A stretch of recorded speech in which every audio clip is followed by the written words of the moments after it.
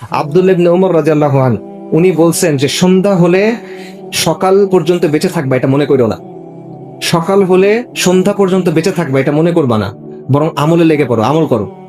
সুস্থ অবস্থায় এমন আমল করো যেন সেটা তোমার অসুস্থতার সময়ের জন্য যথেষ্ট হয়। জীবিত অবস্থায় এমন আমল করো যেন এটা তোমার আখিরাতের জন্য যথেষ্ট হয়। উমর ইবনে আব্দুল আজিজ রাহিমাহুল্লাহ খলিফা ছিলেন। উনি একদিন রাত করে বাসায় আসছেন, ওনার কাছে বাইতুল মালের একটা জিনিস রয়ে গেছে। ওনার ছেলে বলতেছেন যে আব্বা এটা আপনি ফেরত দিয়ে আসেন। উনি বলতেছেন কালকে সকালে ফেরত দিব। ওনার ছেলে বলতেছেন যে আপনি নিশ্চিত কালকে সকাল পর্যন্ত আপনার হায়াত থাকবে। এটা শুনে উনি কান্না করে দিচ্ছেন। তারপর ওটা ওই সময় উনি গিয়ে ফেরত দিয়ে আসছেন। তো এইটা হলো মৃত্যুর চেতনা মানুষকে কিভাবে চেঞ্জ করে। এবং বাস্তবতা হলো দুনিয়া এমন একটা জিনিস, দুনিয়া নিয়ে আপনি যত চিন্তা করবেন, দুনিয়ার পিছনে আপনি যত ছুটবেন, আপনার এই ছোটা কখনো শেষ হবে না। এটার মধ্যে কোনো শান্তি নেই, এটার মধ্যে কোনো প্রশান্তি আপনার কাছে কখনো আসবে না। দুনিয়া আপনাকে পাগল করে দিবে, কিন্তু এই পাগলামের বিনিময়ে আপনি কিছু পাবেন না। আর সাহাবায়ে কেরামদের কথা চিন্তা করেন, আরবরা ছিল সেই সময় দুনিয়াতে একেবারেই অসম্মানিত, সম্মানিত কোনো অবস্থান তাদের ছিল না। হরমুজানের কাছে, পারস্যের সম্রাট হরমুজানের কাছে যখন ইসলামের দাওয়াত নিয়ে যাওয়া হয়েছে, চিঠি পাঠানো হয়েছে নবী সাল্লাল্লাহু আলাইহি সাল্লামের পক্ষ থেকে, তখন সে বলছে আরবরা কালকে পর্যন্ত মরুভূমিতে কুকুরের দলের মতো দৌড়াদৌড়ি করত, এদের কেমন সাহসে এরা আমাকে চিঠি পাঠায়। এইভাবে তারা আরবদের দেখতো। অথচ এই আরবরা যখন তারা ইসলাম গ্রহণ করলো, তারা কি অপ্রতিরোধ শক্তি হিসেবে আসলো, অর্ধেক দুনিয়া দখল করে ফেললো, আল্লাহ তাদেরকে দিলেন। আসলে এটা কিভাবে সম্ভব হইলো? এই যে সম্মানটা, এই অর্জনটা কেমনে সম্ভব হয়েছে? এই কষ্টটা তারা কিভাবে করতে পারছে? কারণটা হলো তাদের চিন্তাটা, তাদের চোখটা আখিরাতের দিকে ছিল। এই জন্য দুনিয়া তার সামনে এসে গড়ায় পড়ছে, লুটায় পড়ছে। আর আমাদের অবস্থা হলো আমরা দুনিয়ার পিছনে ছুটতেছি, এই জন্য আমরা দুনিয়ার সামনে লুটায় পড়ছি, কিন্তু আমরা অসম্মানিত। দুনিয়া শব্দটা, এটা যে রুট আরবিতে, সেটার অর্থ হলো যেটা নিকটবর্তী, যেটা নিম্নমানের, তুচ্ছ। দুনিয়া আসলেই তুচ্ছ, এবং এই তুচ্ছ জিনিসের পিছনে যে ছোটে সে তুচ্ছ হবে। নবী সাল্লাল্লাহু আলাইহি ওয়াসাল্লাম বলতেছেন যে আমাদের কাছে অনেক সময় মনে হয় না যে কাফেরদেরকে আল্লাহ কেন দিচ্ছেন এত কিছু। দুনিয়াতে আল্লাহ তো কাফেরদের অনেক দিচ্ছেন, শান, মান, সম্পদ, কত কিছু দিচ্ছেন, সামরিক শক্তি, সাম্রাজ্য, এত কিছু আল্লাহ তাদের কেন দিচ্ছেন? আমাদের কাছে মনে হয় না অনেক সময়? নবী সাল্লাল্লাহু আলাইহি ওয়াসাল্লাম উত্তর দিচ্ছেন, উনি বলছেন দুনিয়ার মর্যাদা যদি আল্লাহর কাছে একটা মশার দানার সমান হইতো, তাহলে আল্লাহ কাফেরকে এক ফোঁটা পানি দিতেন না। কিন্তু দুনিয়ার মর্যাদা একটা মশার দানার সমানও না, এই জন্য আল্লাহ কাফেরকে দিয়ে রাখছে। কিছু যায় আসে না, এটা কোনো মূল্য নাই। দুনিয়ার আখিরাতের অবস্থা হলো, নবী সাল্লাল্লাহু আলাইহি ওয়াসাল্লাম বলছেন যে আল্লাহর কসম, যে আখিরাতের তুলনায় দুনিয়ার অবস্থা হলো তোমাদের মধ্যে কেউ সমুদ্রে একটা আঙ্গুল ডুবালো, তারপর সে আঙ্গুল এনে দেখুক এখানে কতটুকু পানি লেগে আছে। এই যে সমুদ্র, এটা হলো আখিরাত। আপনি আঙ্গুল ডুবানোর পরে হাতে যেটা লেগে থাকবে, এটা হলো দুনিয়া। এই হলো দুনিয়ার অবস্থা। কিন্তু আমরা এই দুনিয়ার পিছনে ছুটতেছি। আমার হায়াতুদ দুনিয়া ইল্লা মাতাউল গুরুর, এটা ছলনার একটা জিনিস, যেটা বাইরে থেকে দেখতে খুব ভালো লাগে, কিন্তু ভেতরে কিচ্ছু নাই, ভেতরে কোনো প্রশান্তি নাই। বাইরে থেকে চকচকে জাঁকজমকপূর্ণ, টানে আপনাকে, কিন্তু শেষ পর্যন্ত এটা আপনাকে ক্ষতি ছাড়া কিছু দিতে পারবে। এবং দুনিয়ার জিনিস আপনি যত খুঁজবেন, যত দৌড়াবেন, কোনো তৃপ্তি আপনার আসবে না। নবী সাল্লাল্লাহু আলাইহি ওয়াসাল্লাম বলছেন যে বনি আদমকে যদি দুটা উপত্যকা দেয়া হইতো, স্বর্ণ ভর্তি, মানে বিশাল ময়দান ভর্তি শুধু সম্পদ, স্বর্ণ, বনি আদম সন্তুষ্ট হবে না, সে তৃতীয় একটা চাইবে। বনি আদমের পেট একটা জিনিস দিয়ে ভরবে, এটা হলো কবরের মাটি, আর কোনো কিছু দিয়ে এটা ভরবে না। এখানে একটা বিষয়ে মাথায় রাখবেন যে সম্পদ নিষিদ্ধ না। আমি বলতেছি না যে দুনিয়া একেবারে আপনি ছেড়ে দিবেন, আপনি দুনিয়া ছাড়তে পারবেন না। এই দুনিয়ার মধ্যে আমাদের থাকতে হবে, এই দুনিয়ার মধ্যে আমাদের আমল করতে হবে। দিনকে বিজয়ী করার জন্য যে কাজ করবেন ওটা দুনিয়াতে করতে হবে, দুনিয়ার আসবাবের নিয়ম মেনে আপনার কাজ করতে হবে। মুসলিমদের স্বার্থে আপনি যখন কাজ করবেন সেটাও দুনিয়াতে করতে হবে, কিন্তু দুনিয়া যেন আপনার অন্তরের ভিতরে না ঢুকে।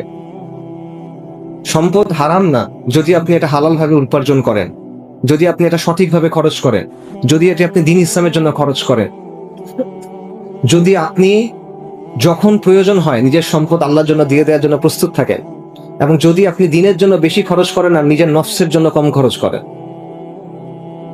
কিন্তু এটা মাথায় রাখা যে এই ভারসাম্য রাখা অত্যন্ত কঠিন। সালাফুস সালেহিন থেকে কথা আছে যে ওনারা বলতেন যে সব গুনার শেকড় কি? সব গুনার শেকড় হইল দুনিয়ার প্রতি ভালোবাসা। আরেকটা কথা ওনারা বলতেন, সেটা হলো যেই ব্যক্তি, ইমাম আহমদ এটা আনছেন কিতাবুজ জুহুদে, যে যেই ব্যক্তি দুনিয়াকে প্রাধান্য দিবে সে তার আখিরাতকে ক্ষতিগ্রস্ত করবে, যে দুনিয়াকে গুরুত্ব দিবে সে আখিরাতকে ক্ষতিগ্রস্ত করবে, আর যে আখিরাতকে গুরুত্ব দিবে অবশ্যই সে তার দুনিয়াকে কিছুটা হলেও ক্ষতিগ্রস্ত করবে। তাই যে জিনিসটা চিরস্থায়ী তোমরা সেটাকে প্রাধান্য দাও। এটা বাস্তবতা। আমাদের মধ্যে একটা ধারণা আছে যে ঠিক আছে আমরা দিন দুনিয়া এমন ভাবে ব্যালেন্স করে ফেলবো যাতে আমার দুনিয়াটা একটা কাফের দুনিয়ার মতো সুন্দর হবে। এটা হবে না, এটা সম্ভব না। নবী সাল্লাল্লাহু আলাইহি ওয়াসাল্লামের হাদিস আছে যে দুনিয়া মুমিনের জন্য কিরকম, কারাগারের মতো। দুনিয়া মুমিনের জন্য কারাগারের মতো। যার মাথায় আর কোনো চিন্তা নাই দুনিয়া ছাড়া, সে যেভাবে দুনিয়ার পিছনে ছুটতেছে, আর আপনি আখিরাতের কথা চিন্তা করেন, আপনি আখিরাতের জন্য প্রস্তুত নেন, আপনি কি একইভাবে ছুটতে পারবেন কিনা? এটা তো সম্ভব না। তো এই ব্যাপারটা আমাদের বোঝা উচিত যে যেহেতু আপনি বুঝছেন আল্লাহ আপনাকে নিয়ামত দিছেন, একটা পরীক্ষা আছে, ওই পরীক্ষার উত্তর সহ আল্লাহ আপনাকে বলে দিছেন, আপনাকে মহা পুরস্কারের জন্য আল্লাহ নিয়ামত দিছেন, তাহলে আপনাকে দুনিয়াতে কিছু জিনিস ছেড়ে দিতে হবে। এই ছেড়ে দেওয়ার মানসিকতা থাকতে হবে। 100 দুনিয়া পাবেন আবার দিনও ধরে রাখবেন, এটা হবে না। সালাফুস সালিহিন বলছেন এটা হবে না। রাসূলুল্লাহ সাল্লাল্লাহু আলাইহি ওয়াসাল্লামের কি অবস্থা ছিল? উনি মাটির ঘরে থাকছেন, ছোট ছোট ঘরের মধ্যে থাকছেন, দিনের পর দিন চলে গেছে, তার বাসায় রান্না হয় নাই, মাটিতে থাকছেন তিনি। এরকম ছিল না? নবী সাল্লাল্লাহু আলাইহি ওয়াসাল্লাম বলছেন যে দুনিয়ার সাথে আমার সম্পর্ক কি? আমার সম্পর্ক তো এমন যে আমি একজন মুসাফির, যাবার সময় একটা গাছের ছায়ায় আমি বিরতি নিছি। এটা হলো দুনিয়া, এখান থেকে সময় হলে আবার চলে যাবে। সাহাবাদের কথা তো আপনাদেরকে বললামই। এই বিষয়টা মাথায় রাখা, এবং তাহলে সহজ হয়ে যায়। নবী সাল্লাল্লাহু আলাইহি ওয়াসাল্লামের হাদিস আসছে যে যার চিন্তা আখিরাত, আল্লাহ তার বিষয়গুলো সহজ করে দেন, আল্লাহ তার অন্তরে সমৃদ্ধি দান করেন, এবং দুনিয়া অপমানিত হয়ে তার কাছে আসে। আর যার চিন্তা হলো দুনিয়া, আল্লাহ তার বিষয় তার সামনে দারিদ্র্যকে ঝুলাই দেন, আল্লাহ তার বিষয়গুলো ছিন্ন বিচ্ছিন্ন করে দেন, এবং সে দুনিয়া থেকে অতটুকুই পায় যেটা তার জন্য লেখা ছিল। এবং সাহাবাদের ক্ষেত্রে এটা প্রমাণিত। দুনিয়ার প্রতি যে অনাসক্ত হয় সে আখিরাত পায়। মানুষের কাছে যেটা আছে এটার প্রতি যার আসক্তি নাই সে মানুষের ভালোবাসাও পায়। মানুষের কাছে যেটা আছে মানুষ ওটা চায়, আপনি যখন ওটা চান মানুষ খুশি হয় না, দুঃখ পায়। মানুষের কাছে চাইলে মানুষ পছন্দ করে না অপছন্দ করে? অপছন্দ করে। আল্লাহর কাছে চাইলে আল্লাহ পছন্দ করেন, আল্লাহর কাছে না চাইলে আল্লাহ অপছন্দ করেন। আল্লাহর কাছে চাইতে হয়। সেই বিষয়টা বোঝা। মামাল হায়াতুদ দুনিয়া ইল্লা মাতাউল গুরুর। এবং এই দুনিয়ার সমাপ্তিটার কথা ভাই চিন্তা করা। আয়েশা রাদিয়াল্লাহু আনহা বলতেছেন যে নবী সাল্লাল্লাহু আলাইহি ওয়াসাল্লামের শেষ সময়ে তার সামনে পানির একটা পাত্র রাখা হয়েছে। রাসূলুল্লাহ সাল্লাল্লাহু আলাইহি ওয়াসাল্লাম সেই পানি দিয়ে বারবার মুখ মুছতেছেন এবং বলছেন লা ইলাহা ইল্লাল্লাহ, নিশ্চয়ই মৃত্যুর মধ্যে কষ্ট আছে। সালাফুস সালিহিনের অনেকে মৃত্যু যন্ত্রণা সম্পর্কে বলছেন যে মুমিনের জন্য সবচেয়ে কষ্টকর জিনিস হলো মৃত্যু যন্ত্রণা। শাহাদাত যদি না আসে, শাহাদাতের যন্ত্রণা নাই, কিন্তু শাহাদাত ছাড়া যত মৃত্যু আছে দুনিয়াতে এর চেয়ে আর কোনো কষ্ট মুমিনের জন্য নাই। এবং সেই কষ্ট কিরকম? তীর দিয়ে আপনার শরীর ছিন্ন বিচ্ছিন্ন করে দেওয়া হচ্ছে, লোহার পেরেক হাতুড়ি দিয়ে ঠুকে ঠুকে আপনার শরীরে ঢোকানো হচ্ছে, গরম পানির মধ্যে আপনাকে ফেলে সিদ্ধ করে দেওয়া হচ্ছে। এটার যে কষ্ট, সালাফুস সালিহিন বলছেন যে মৃত্যুর কষ্ট এটার চেয়ে বেশি। ওনারা বলতেছেন কোন মানুষকে যদি মরার পর জীবিত করা যাইতো এবং বলানো যাইতো যে মৃত্যুটার কষ্ট কেমন, তোমরা পাগল হয়ে যাইতা, তোমাদের নাওয়া খাওয়া ভুলে যাইতা, তোমরা ভোগবিলাস ভুলে যাইতা, তোমরা উন্মাদের মতো হয়ে যাইতা। এই মৃত্যু আপনার জন্য আসতেছে, আমার জন্য আসতেছে, এবং এই মৃত্যু দুইটার একটা হবে, দুই রকমের একরকম হবে। সাহাবী বারা ইবনে আজিব রাদিয়াল্লাহু আনহু থেকে একটা হাদিস আছে, মুসনাদে আহমদের লম্বা হাদিস। সেখানে রাসূলুল্লাহ সাল্লাল্লাহু আলাইহি ওয়াসাল্লাম বলতেছেন যে যখন মুমিনের মৃত্যুর সময় হয় তখন মালাইকারা আসেন জান্নাত থেকে কাফন নিয়ে, তারা তার সামনে এসে বসেন, তারপর মালাকুল মউত আসেন এবং তখন তাকে বলা হয় যে আপনি আজকে আনন্দিত হন, আপনি আজকে খুশি হন, আপনার রব আপনাকে যে প্রতিশ্রুতি দিয়েছেন সেটার সময় আসছে। ইয়া আইয়াতুহান নাফসুল মুতমাইন্না ইরজি ইলা রাব্বিকি রাদিয়াতান মারদিয়া, যে হে প্রশান্ত আত্মা, যে আপনি আসেন সন্তুষ্ট হয়ে এবং আল্লাহর সন্তুষ্টির পাত্র হয়ে, এবং সেই সময় তার রূহ তার বডি থেকে বের করে নেওয়া হয়। এবং এটা কিভাবে হয়? নবী সাল্লাল্লাহু আলাইহি ওয়াসাল্লাম বলতেছেন পানি যেভাবে গড়ায় পড়ে এভাবে এটা হয়, হালকা ভাবে হয়ে যায়। আর যখন ফাসেক ফুজ্জার মারা যায় বা কাফের মারা যায় তখন তার কি অবস্থা হয়? মালাইকারা আসেন জাহান্নাম থেকে কাফন নিয়ে, তারা তার সামনে এসে বসেন, মালাকুল মউত আসেন এবং তাকে তখন বলা হয় যে বের হয়ে আসো আজকে তুমি অবাধ্য বান্দা,